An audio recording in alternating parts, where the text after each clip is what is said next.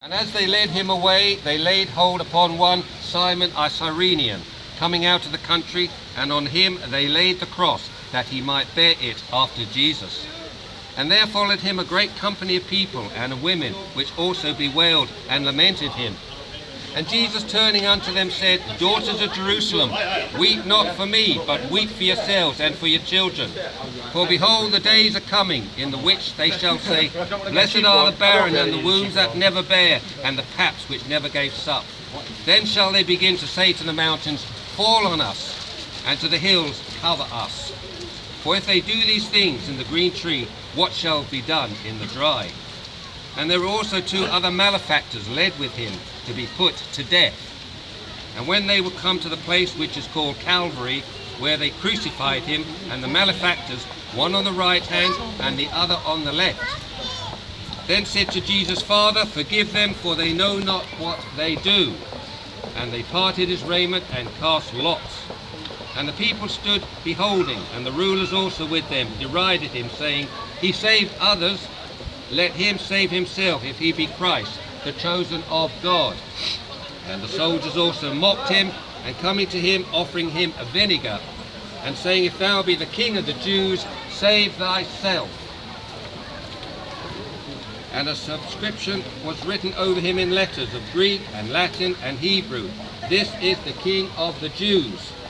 And one of the malefactors which was hanged railed on him, saying, If thou be Christ, save thyself and us. But the other answering rebuked him, saying, Dost not thou fear God, seeing thou art in the same condemnation? And we indeed justly, for we receive the due reward of our deeds, but this man hath done nothing amiss. And he said unto Jesus, Lord, remember me when thou comest into thy kingdom. And Jesus said unto him, Verily I say unto thee, today shalt thou be with me in paradise. And it was about the 6th hour, and there was darkness over all the earth until the 9th hour. And the sun was darkened, and the veil of the temple was rent in the midst. And when Jesus had cried with a loud voice, he said, Father, into thy hands I commend my spirit. And having said this, he gave up the ghost. Now when the centurion saw what was done, he glorified God, saying, Certainly this was a righteous man. And all the people that came together to that sight, beholding the things which were done, smote their breasts and returned. And all his acquaintances and the women that followed him from Galilee stood afar off, beholding these things.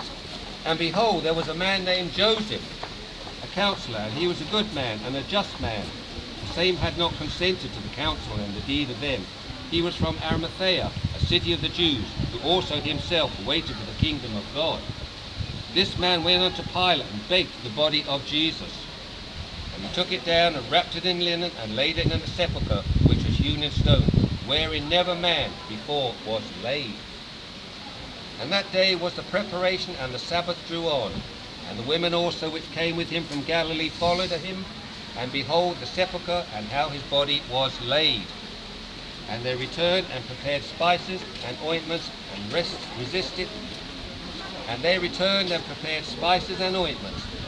the Sabbath day according to the commandments. And this is from Luke's Gospel, chapter 23, verse 26 to 58. Blessings and Maranatha.